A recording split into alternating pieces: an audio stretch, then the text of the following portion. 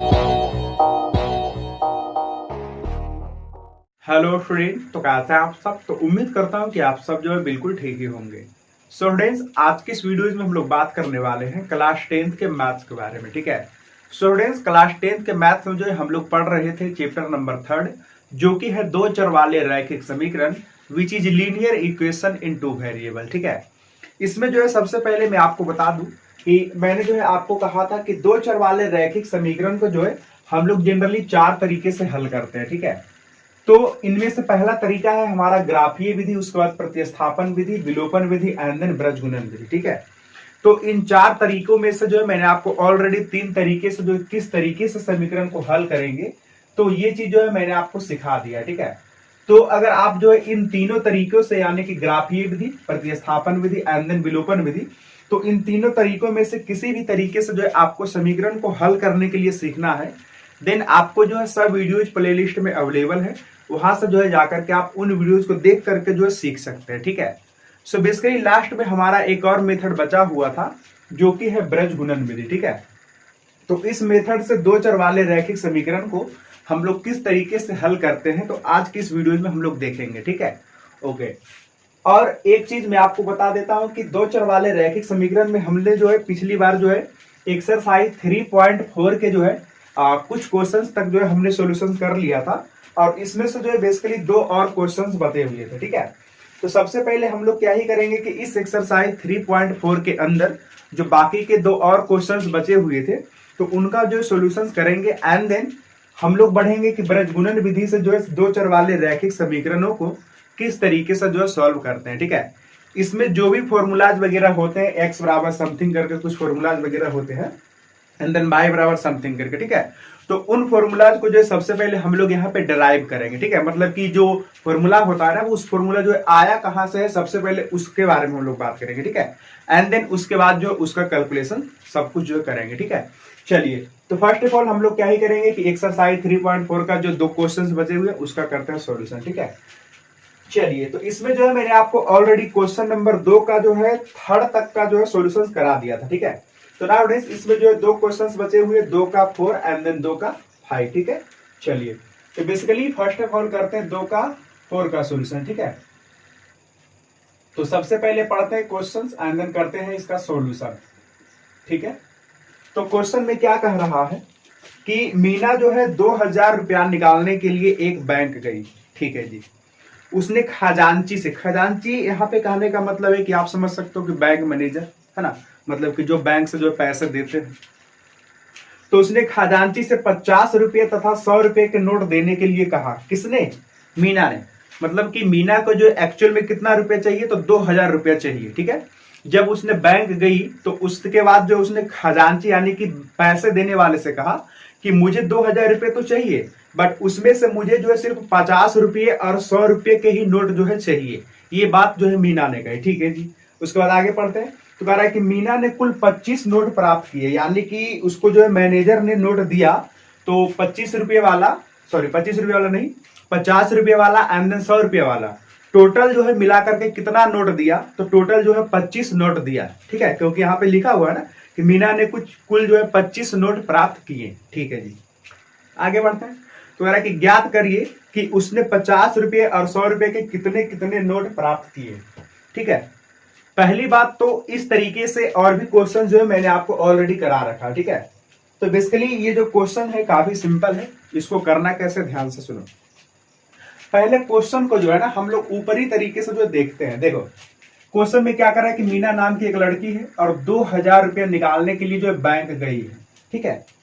अब देखो, 2000 रुपये तो वो निकालने के लिए गई है, बट उसने पहले ही मैनेजर से कह दिया है कि मुझे 50 रुपये एंड देन 100 रुपये के जो है नोट चाहिए, इसके अलावा जो है कोई वाला जो है मतलब और अदर नोट मुझे चाहिए भी नहीं। ठीक है। तो बैंक मैनेजर ने कहा ठीक है।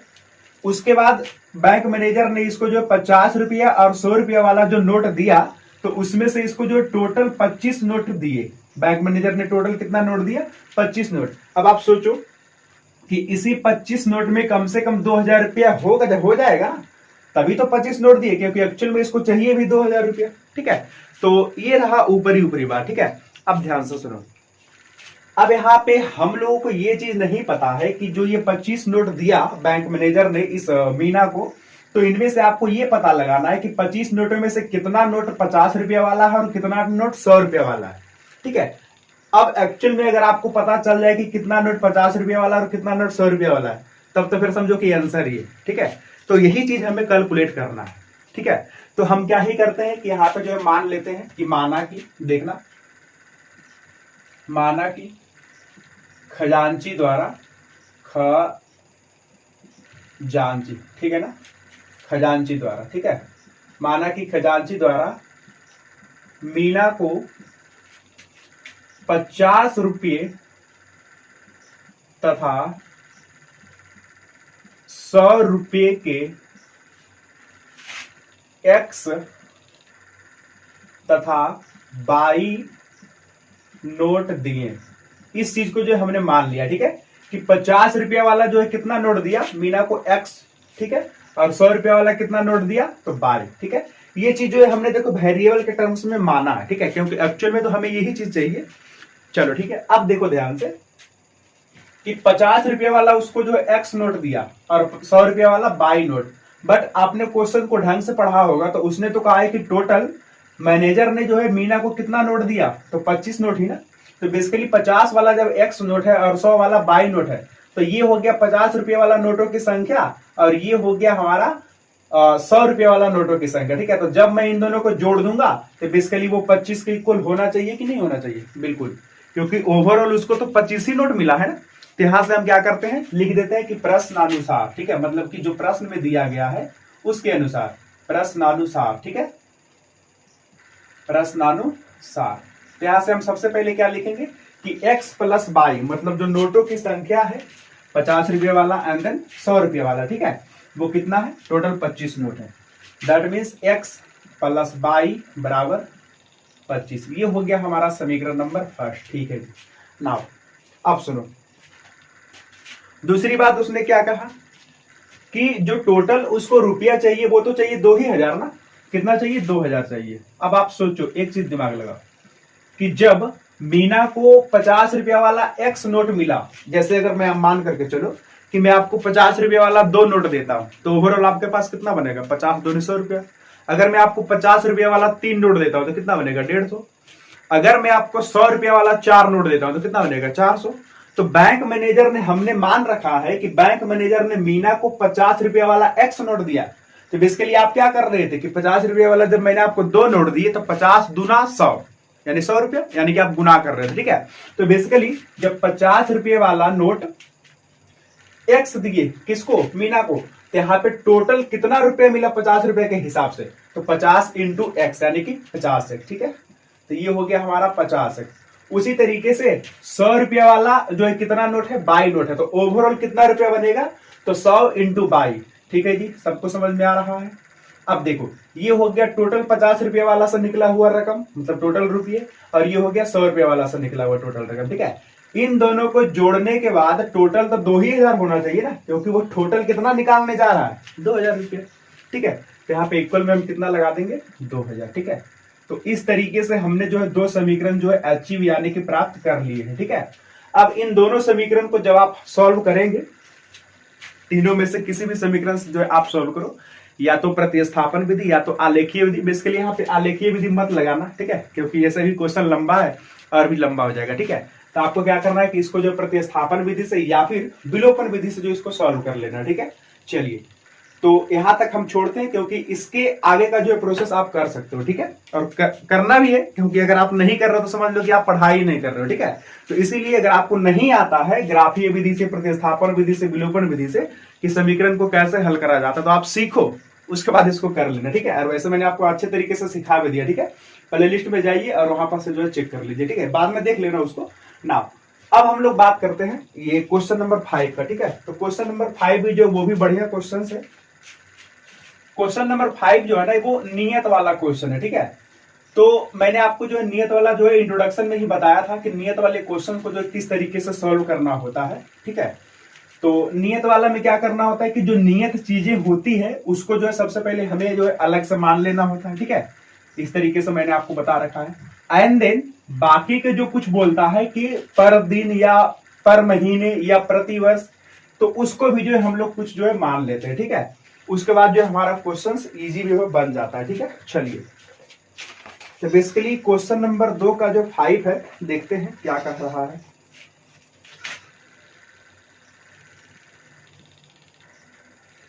कह रहा है कि किराए पर पुस्तकें देने वाले किसी पुस्तकालय का प्रथम 3 दिनों का एक नियत किराया है, ठीक है जी। मतलब ऐसा समझिए कि किराया पर जो है पुस्तक देने वाले किसी पुस्तकालय का प्रथम 3 दिन, मतलब कि आप जो है 3 दिन अगर पुस्तक को लेते हैं तो उसका किराया नियत है, ठीक है जी। अब आप उसमें से कोई भी पुस्तक उठा करके ले जाओ, कोई दिक्कत नहीं। 3 दिन अगर आप रखोगे तो सब के लिए एक नियत किराया है, ठीक है। चलिए, ठीक है।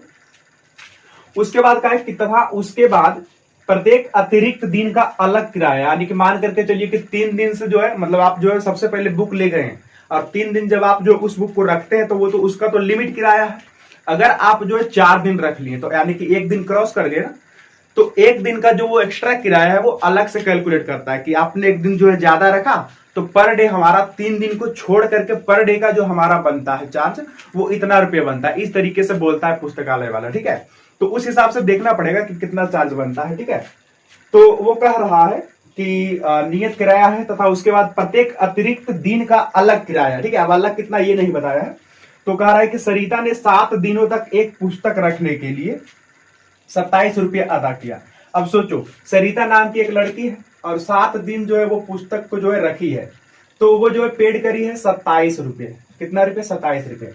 अब इसको जो ऐसा समझिए कि 7 दिन जब उसको रखी है और पेड करी है 27 रुपये, तो ये जो 27 रुपये है ना, इसमें से नियत वाला भी है और उसके बाद नियत के अलावे जो प्रतिदिन का चार्ज है वो दोनों इसमें इन्वॉल्व है, ठीक है। तो उसके बाद जो हुआ हमारा कितना रुपया? 27 रुपये, ठीक है।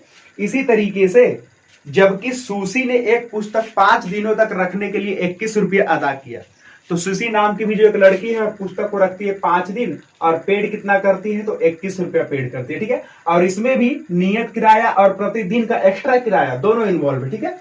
ओके, तो उसके बाद उसने कहा है कि नियत किराया तथा प्रत्येक अतिरिक्त दिन का किराया ज्ञात करिए।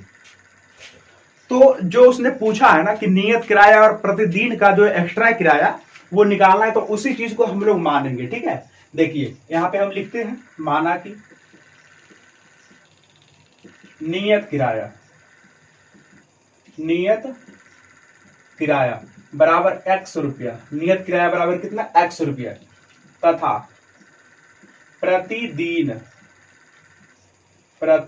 का किराया, मतलब नियत जैसे मान करके चलिए 3 दिन आपने रखा तो उसका जो लगेगा चार्ज वो x रुपया रखेगा। और अगर 3 दिन से आप ज्यादा रखते हैं, जैसे कि 3 दिन के बाद मतलब 2 दिन आप एक्स्ट्रा रख लिए, तो 1 दिन का चार्ज लगेगा 22 रुपया। हमने लिख दिया इस चीज को, ठीक है। तो आप 2 दिन रखते हैं तो 2 22, ठीक है। ओके, तथा प्रतिदिन का किराया कितना है? 22 रुपया, ठीक है। अब इस बात को समझिए, यहाँ पे एक लड़की है सरिता जो भी है, 7 दिन रख करके 27 रुपये पेड करती है, ठीक है। तो बेसिकली हम लोगों को समझना है यहाँ पे ये है, यहाँ पे मैं लिख देता हूं प्रश्नानुसार, ये चीज समझना है कि इसमें नियत किराया और जो प्रतिदिन का अलग किराया दोनों इन्वॉल्व है, उसके बाद 27 रुपये पेड करती है, ठीक है। तो बेसिकली नियत किराया देखो यहां से जो मैं मिटा रहा हूं, ठीक है। तो 7 दिन का कितना पेड करती है? 21 रुपया, सॉरी 27 रुपया, ठीक है। और ये 5 दिन का 21 रुपया। अब देखो ये जो 27 रुपया पेड कर रही है, तो ऐसा नहीं कि ये 7 दिन का पेड कर रही है, ठीक है। 7 दिन में ये जो बेसिकली नियत है ना एंड देन वो पर डे है, दोनों इन्वॉल्व है, ठीक है। तो यहाँ पे हम क्या लिखेंगे? नियत एंड देन प्लस, सोचो कि ये प्रतिदिन पुस्तक को रखी है 7 दिन, तो 1 दिन एक्स्ट्रा रखने का चार्ज है 22 रुपया, तो 7 दिन का कितना हो जाएगा? 7 22, ठीक है। और ये दोनों मिला करके पेड करती है 27 रुपए। यही चीज मैं आपको बताना चाह रहा हूं, ठीक है। इसको बोल देना है समीकरण नंबर 1। क्लियर हुआ सबको ना? अब देखो एक बार थोड़ा सा फिर से देख लेते हैं क्वेश्चन को। 5 दिनों का 21 रुपया, हाँ चलो ठीक है, ये चीज देख रहा था। तो 5 दिन का 21 रुपया, ठीक है। तो बेसिकली इसमें भी जो 21 रुपया पेड कर रही है ना, इसमें भी सोचो कि जो नियत है वो भी इंक्लूड है और साथ ही साथ जो पर डे है वो भी इंक्लूड है, ठीक है। तो नियत तो हमने x मान रखा है ना, तो इसको लिखेंगे x एंड देन 5 दिन का कितना हो जाएगा? तो 1 दिन का हमने माना है कितना? 22 रुपया, देखो ना प्रतिदिन का किराया 22 रुपया, तो रखिए 5 दिन, तो इसका हो जाएगा 5 22, ठीक है। और दोनों को मिला करके कितना रुपए पेड करती है, तो 21 रुपए। ठीक है, तो ये हो गया हमारा समीकरण नंबर 2। ठीक है, अब इन दोनों समीकरण को जो आप सॉल्व कर लीजिएगा, then x and then y का जो वैल्यू मिलेगा। ठीक है, चलो इसको मैं आपको करके दिखा देता हूं। ठीक है, इन दोनों को समीकरण को जो हम लोग कर रहे हैं विलोपन विधि से हल। ठीक है, तो यहां पे मैं आपको बता भी देता हूं कि विलोपन विधि से जो हम लोग कैसे करते हैं समीकरण को हल। तो विलोपन विधि कहने का मतलब है विलोपित करना, मतलब चीजों को इलिमिनेट करना। ठीक है, तो बेसिकली चीजों को इलिमिनेट कैसे करते हैं, उसमें से हम लोग देखते हैं कि दोनों वेरिएबल में से एक वेरिएबल जो है इलिमिनेट होना चाहिए। ठीक है, तो बेसिकली इलिमिनेट कब होगा, जब दो चीजें बराबर रहेगा तभी तो। देखो ना, अगर मैं आपको कहूं कि 5 में से जो है घटा करके ऐसा बोलो कि 5 से मतलब घटाने के बाद कुछ ना मिले, तो आप यही करोगे ना कि 5 में से 5 घटाओगे तभी तो कुछ नहीं मिलेगा। तो बेसिकली सबसे पहले अगर कैंसिल करने के लिए, मतलब अगर इलिमिनेट करना होगा, तो इलिमिनेट करने के लिए हम लोग क्या ही करते हैं, सबसे पहले चीजों को मतलब बराबर करते हैं। तो बेसिकली देखो यहाँ पे x है और देन यहाँ पे भी x है ना, तो यहाँ पे ये वाला जो वेरिएबल है ऑलरेडी बराबर है। ठीक है, तो अब हमें जो है बराबर करने का जरूरत नहीं है, बस इसको क्या करेंगे, सीधा जो है घटा देंगे। ठीक है, तब जो ये हमारा एलिमिनेट हो जाएगा। और मैंने आपको कहा भी है कि बराबर करने के बाद अगर दोनों का साइन अगर प्लस में रहे, मतलब अगर दोनों का साइन एक जैसा रहे, तब दोनों समीकरण को आप घटा दीजिएगा, और अगर दोनों का साइन अलग अलग है तो दोनों समीकरण को आप जोड़ दीजिएगा। ठीक है, तो बेसिकली यहाँ पे जो दोनों का साइन क्या है, एक ही जैसा है, तो इसीलिए हम दोनों समीकरण को घटा देंगे। तो घटाने के बाद हम क्या करते हैं कि सबका साइन चेंज कर देते हैं। ये हो गया हमारा माइनस, इसको भी कर देंगे माइनस, एंड देन इसको भी माइनस। तो ये दोनों जो है प्लस माइनस कैंसिल हो जाएगा। 7y में से 5y जाएगा तो कितना बचेगा, 2y, एंड देन यहाँ पे आ जाएगी 27 में से 21 जाएगा तो 6 बचेगा। ठीक है, तो यहाँ से y बराबर कितना मिलेगा, 6/2 यानी कि 3 मिलेगा। ठीक है, तो y है क्या, प्रतिदिन का किराया। ठीक है, ओके ठीक है जी। ना y का वैल्यू जो है आप फर्स्ट में या तो सेकंड में आप जो यूज करो x बराबर मिल जाएगा। ठीक है, तो देखो रख लेते हैं सेकंड में, सेकंड से, तो सेकंड बराबर है कितना, x प्लस 5y बराबर 21। y के जगह पे कितना रखना है, 3, x plus 5 into 3 and then उसके बाद 21, तो x बराबर कितना, 21 माइनस 5 यानी 15, यानी कि 15 6 21 यानी कि x बराबर 6। ठीक है, तो x बराबर 6 एंड देन y बराबर 3। x मीन्स नियत किराया, मतलब जो वो 3 दिन का चार्ज लग रहा था ना, तो वो कितना रुपया है, तो वो 6 रुपया। ठीक है, और प्रतिदिन का किराया कितना रुपया है, तो 22 रुपया, कहने का मतलब 3 रुपया। ठीक है, अब सोचो यहां से आप जो खुद ही जो है क्वेश्चन को और अच्छे तरीके से जो रियलाइज कर सकते हो। जैसे देखो, सरिता नाम की जो लड़की थी वो 7 दिन पुस्तक को रख करके 27 रुपया पेड करी थी। कितना रुपया, 27 रुपया। तो बेसिकली इसमें नियत किराया भी तो इन्वॉल्व है ना। तो देखो 7 दिन का कितना किराया हुआ, 7 दिन का जो है कितना हुआ, 7 दिन का देखो 7 आप लिखोगे। ठीक है, और इसमें तो नियत भी है ना, तो 7 और 7 इंटू बाई, और 7 और बाई कहने का मतलब कितना है, 3। ठीक है, तो 7 या कितना हो गया, 21। चलो यहां तक कोई दिक्कत नहीं है, बट इसमें मैंने आपको कहा था ना कि नियत भी इंक्लूड है। तो नियत कितना रुपया है, तो 3 दिन का जो एक्स्ट्रा लगता है 6 रुपया, तो इसमें आप 6 भी जोड़ लो। ठीक है, तब ये दोनों जो है मिलाकर के 27 रुपया दे रही थी सरिता। समझ में आया, चलो। तो बेसिकली ये हो गया हमारा क्वेश्चन नंबर 2 का जो सॉल्यूशन समाप्त नाम। अब जो है हम लोग सीखते हैं ये जो हमारा 2 चर वाला रैखिक समीकरण है, इसको जो है अब हम लोग करेंगे ब्रज गुणन विधि से सॉल्व। ठीक है, मतलब ब्रज गुणन विधि से कैसे हम लोग जो है हल करते हैं। सबसे पहले इसका जो कुछ फॉर्मूला वगैरह यहाँ पे मैं निकालने वाला हूँ। ठीक है, तो उसको जो आप ध्यान से देख लीजिएगा और उसको याद भी कर लीजिएगा। ठीक है, देखो लिखाने का तो अगर मैं चाहता तो ऐसे भी लिखा लेता। ठीक है, मतलब लिख देता है कि चलो ये ब्रज गुणन विधि वाला जो है फॉर्मूला है, इसको याद करके जो आंसर आता है, बट नहीं, ऐसा हम नहीं कर रहे। ठीक है, हम लोग जितना डीप से चलेंगे उतना जो है हम लोगों का कंसेप्ट क्लियर रहेगा। ठीक है, तो बेसिकली इसमें से जो हम लोग को हड़बड़ाना नहीं है कि अब हम लोग जो है क्या ही पढ़ रहे हैं। ठीक है, चलो तो देखो सबसे पहले हम लोग बात कर लेते हैं कि जो 2 चर वाला रैखिक समीकरण होता है इसका सामान्य सूत्र क्या होता है। तो अगर 2 समीकरण रहे तो होगा a1x plus b1y and then plus c1 बराबर 0, a2x plus b2y and then plus c2 बराबर 0। ठीक है, तो ये हमारा हो गया 2 चर वाला रैखिक समीकरण 2 ठो। ठीक है, ओके। अब यहाँ पे जो इसको सॉल्व करने के लिए मैंने आपको बताया विलोपन विधि। ठीक है, तो विलोपन विधि से किस तरीके से हल करते हैं मैंने आपको बता दिया है। तो विलोपन विधि से जो इस्तेमाल करते हुए हम देखो क्या चाहते हैं कि ब्रज गुणन विधि में देखो होता क्या है कि कि यहाँ पे जो डायरेक्ट हम समीकरण का आंसर लिखते हैं, ठीक है, कि x बराबर बता दो एक फॉर्मूला होता है एंड देन y बराबर जो है एक फॉर्मूला होता है, ठीक है। तो डायरेक्टली हम क्या करते हैं कि वैल्यू को यूज करके डायरेक्टली हम आंसर निकालते हैं, ठीक है। और ये बेसिकली जो ब्रज गुणन विधि है इन सब जो है मतलब मेथड से जो काफी इजी है। वैसे तो कैलकुलेशन की अगर हम बात करें तो अगर डिफिकल्ट क्वेश्चन रहेगा ना तो इसमें जो है आपको ज्यादा कैलकुलेशन करना पड़ सकता है, ठीक है। लेकिन फिर भी हम ऐसा मान करके चलते हैं कि बाकी के कंपैरिजन में ये जो है काफी इजी है, क्योंकि इसमें जो है हमें क्या करना होता है कि डायरेक्ट वैल्यू को रखना होता है, ठीक है। कैसे क्या करते हैं हम अभी बात करेंगे। देखो तो फिलहाल ये जो x बराबर समथिंग एंड देन y बराबर समथिंग होता है, इसको निकालते कैसे वो चीज मैं आपको सिखा रहा हूं, ठीक है। चलिए ये हमारा हो गया फर्स्ट समीकरण एंड देन ये हो गया हमारा सेकेंड, ठीक है। अब देखो विलोपन विधि से सॉल्व करने के लिए हम क्या करते हैं कि दोनों समीकरण में से किसी एक वेरिएबल को बराबर कर लेते हैं, ठीक है, क्योंकि विलोपन विधि से जो हमारा ये वाला जो फॉर्मूला निकलने वाला, ठीक है। तो यहाँ पे हम क्या करते हैं कि पहले दोनों में से किसी एक वेरिएबल को हम लोग बराबर कर लेते हैं, ठीक है। चलो तो सबसे पहले हमारा मुद्दा है कि हम y को बराबर कर लेते हैं और इसी को हम लोग जो कैंसिल करना चाहते हैं, ठीक है। तो बेसिकली देखो मैंने आपको सिखाया है कि बराबर करने के लिए हम क्या करते हैं। अभी देखो यहाँ पे ऐसा कोई चीज फर्स्ट या सेकंड में से अगर हम गुना करें तो बराबर हो जाए ऐसा पॉसिबिलिटी नहीं है। तो इसके लिए हमें क्या करना पड़ेगा कि इसका वाला इसमें गुना कर देंगे एंड देन इसका वाला इसमें गुना कर देंगे, ठीक है, मतलब दोनों को अदला बदली कर देंगे, तो उसके बाद जो बराबर हो जाएगा। एंड देन साथ ही साथ दोनों का जो साइन है मतलब कि दोनों का जो चिन्ह है वो सेम है, इसीलिए दोनों समीकरण को हम लोग घटा देंगे, ठीक है। चलिए तो यहाँ पे मैं क्या लिखता हूं कि फर्स्ट में से मैं गुना कर रहा हूं B2, ठीक है, एंड देन इसमें से माइनस करेंगे कितना, तो सेकेंड में भी गुना करना है कितना, तो इसका वाला B1, ठीक है। और ऐसा करने के बाद एक काफी बढ़िया रिजल्ट मिलेगा। देखो पहले तो आप जो फर्स्ट में से B2 गुना कर लो, तो फर्स्ट में से B2 गुना करेंगे तो कितना बनेगा A1 B2 इंटू एक्स, और इसमें गुना करेंगे तो B1 एंड देन B2 गुना कर रहे हैं ना, तो B1 B2 and then by and then यहाँ पे आ जाओ C1 B2 एंड देन बराबर साइड में 0, ठीक है।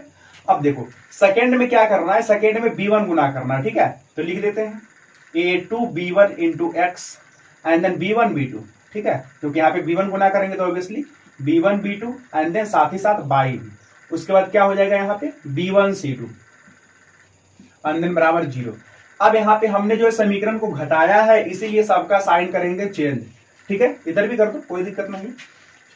तो देखिए यहाँ पे ये दोनों हो जाएंगे कैंसिल, ठीक है, मतलब ये दोनों निपट लेगा। अब इसको ध्यान से देखिए यहाँ पे जो है हम x से कर रहे हैं कॉमन, यहाँ से क्या बचेगा A1 B2 एंड देन यहाँ पे देखो माइनस है ना, तो माइनस A2 B1, ठीक है, ओके।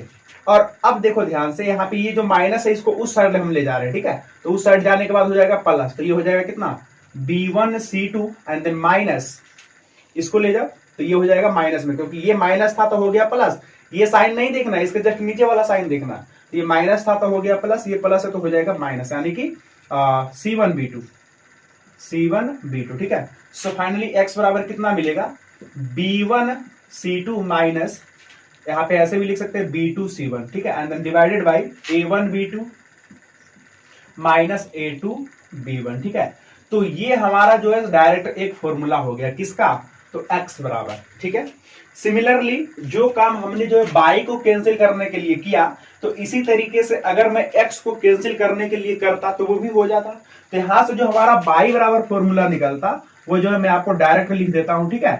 तो नीचे में तो यही चीज आएगा, यही चीज मैं आपको बना देता हूं, एक्चुअल में आएगा दूसरा चीज, ठीक है, क्योंकि ऊपर में जो है ना माइनस के मतलब आप देख लेना, ठीक है। वैसे भी अगर कराने का तो मैं करा ही देता हूँ, 1 सेकेंड रुको, चलो, क्योंकि मे भी शायद हो सा है कि कुछ स्टूडेंट्स परेशान हो जाए, करते हैं इसको भी ताकि कोई दिक्कत ना हो।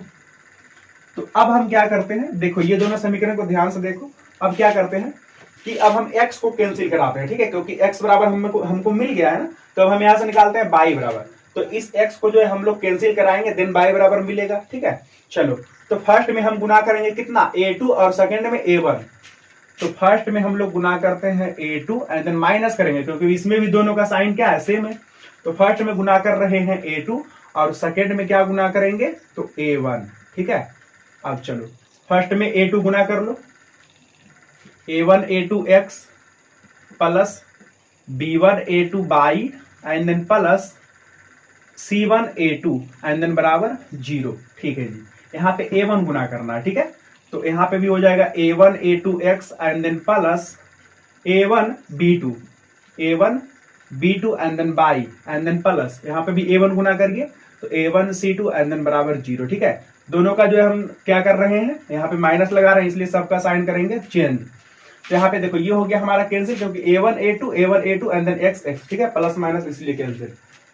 अब देखिए यहाँ पे हम लोग करेंगे 22 से कॉमन, तो 22 से कॉमन करेंगे तो यहाँ पे क्या बचेगा b1 a2 and then minus a2 b1, ठीक है। अब इधर आ जाइए, इसको उस साइड ले जाएंगे तो प्लस हो जाएगा, यानी कि a1 c2 एंड देन ये प्लस है तो उधर जाएगा तो माइनस हो जाएगा, ठीक है।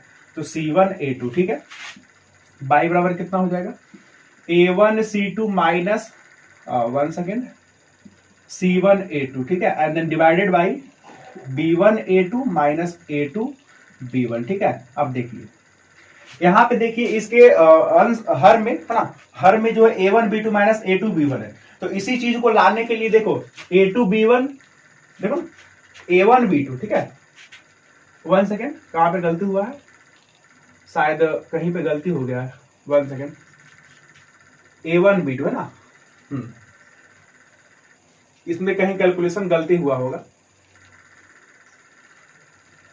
हाँ ये रहा b1 a2 और इसको लिखना है a1 b2, ठीक है, a1 b2, ये थोड़ा सा गलती हो गया है, a1 b2, ठीक है जी।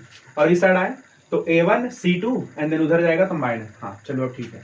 तो बेसिकली यहाँ पे क्या लिखना पड़ेगा b1 a2 and then minus a1 b2 है ना, a1 b2, चलिए ठीक है। तो बेसिकली इसके हर में देखिए a1 b2 a2 b1 है, ठीक है। तो यही चीज हम इसमें भी लाना चाहते हैं ताकि फॉर्मूला जो है हमें आसानी से याद हो जाए, ठीक है। तो इसके लिए हम क्या करते हैं, देखो ध्यान से, यहाँ पे अगर हमको a1 b2 पहले चाहिए और ये a2 b1 बाद में चाहिए, देखो ना, तो हम क्या करते हैं कि ऊपर नीचे दोनों में माइनस से मल्टीप्लाई कर लेते हैं, ठीक है। तो यहाँ पे माइनस से मल्टीप्लाई करेंगे तो ये देखो क्या बनेगा, ये प्लस हो जाएगा, तो यहाँ पे लिखते हैं a2 c1 या तो c1 a2 लिख सकते हैं, कोई दिक्कत नहीं है। ये हो जाएगा माइनस में, ठीक है, तो ये कितना हो जाएगा a1 c2, ठीक है। एंड यहाँ पे देखो ये वाला पहले और ये वाला माइनस, मतलब इधर हो जाएगा, क्योंकि माइनस से हम ऊपर नीचे दोनों मल्टीप्लाई कर रहे हैं, ठीक है। ये हो जाएगा a1 b2 and then minus a2 और b1 लिख देते हैं, ठीक है। अब देखो ये जो फॉर्मूला हमारा बना है, इसको एंड देन इसको आपको जो हमेशा याद रखना है, ठीक है। ब्रजगुणन विधि से हल करने के लिए इन दोनों फॉर्मूलों को जो है आपको जरूरत पड़ेगी। जब भी मैं आपसे पूछूंगा कि ब्रजगुणन विधि में जो x बराबर क्या होता है, तो आपको याद रखना है कि b1 c2 minus b2 c1 and then divided by a1 b2 minus a2 b1। इसी तरीके से y बराबर a2 c1 minus a1 c2 and then divided by a1 b2 minus a2 b1। मतलब इसका जो डिनोमिनेटर है ना, मतलब कि जो हर है ना, वो तो एक्चुअल में सेम ही है, ठीक है। बस ऊपर वाला जो है थोड़ा सा पोर्शन आपको याद कर लेना है, ठीक है। चलिए तो a2 c1 minus a1 c2, चलो ठीक है।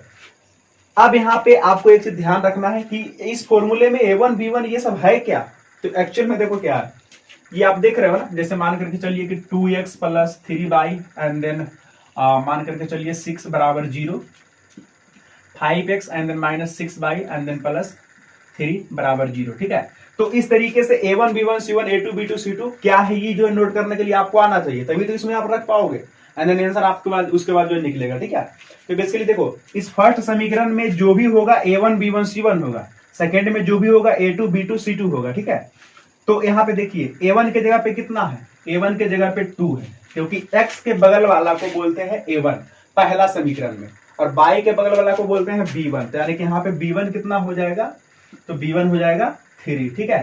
एंड देन इसी तरीके से c1 कितना हो जाएगा, और एक चीज ध्यान रखना, बराबर के इस साइड वाले के सबको बोलते हैं a1 b1 c1, ठीक है। ऐसा नहीं कि उधर ले जाकर के कर देना आप। तो बेसिकली यहाँ पे कितना हो जाएगा प्लस का 6, मतलब c1 के जगह पे 6। इसी तरीके से a2 बराबर हमारा 5 हो जाएगा, चेक करो। एंड देन b2 बराबर कितना होगा, तो यहाँ पे माइनस लगा हुआ है ना, तो माइनस को भी इंक्लूड करना है, तो यानी कि माइनस का 6 एंड देन c2 बराबर कितना हो जाएगा, तो 3, ठीक है। तो ये रहा आपका वैल्यू। और अगर इस समीकरण में से अगर आपको x बराबर चाहिए तो सोचो कितना सिंपली तरीके से निकलेगा, यहाँ से जो सब वैल्यू इसमें डाल दो एंड देन उसका जो कैलकुलेशन कर लो, इसी तरीके से इसमें जो है डाल दो एंड देन इसका कैलकुलेशन कर लो, x बराबर एंड देन y बराबर आपको जो वैल्यूज मिल जाएंगे, ठीक है। चलिए तो बस आज के लिए बस इतना ही रहने देते हैं। उम्मीद करता हूं कि ये जो लेक्चर है आपको जो है बेहतरीन ढंग से समझ में आया होगा, ठीक है। चलिए तो अगर आपको जो वाकई में लेक्चर अच्छा लगा है तो प्लीज वीडियो को कर दीजिए लाइक एंड देन अगर इस चैनल पर नए हैं तो प्लीज चैनल को कर दीजिए सब्सक्राइब, ठीक है। और वीडियोज वगैरह जो काफी दिन से नहीं आ रहा था तो कुछ रीजन था, ठीक है। बट अब जो है क्लासेस हमारा जो है ये डेली 8 बजे जो है रेगुलर बेसिस पे चलेगी, ठीक है। तो इसीलिए आप जो चैनल को एकदम से सब्सक्राइब करके रखिए और बेल आइकन जो ऑल पे प्रेस करके रखिए, ठीक है। ताकि जब भी यहाँ पे क्लास जो है हो रही होगी तो आपको जो नोटिफिकेशन जाएगा ऑनलाइन क्लास में जो जुड़ सकते हैं, ठीक है। चलिए मिलते हैं आपको नेक्स्ट क्लास में, तब तक के लिए thank you, bye bye, all the best.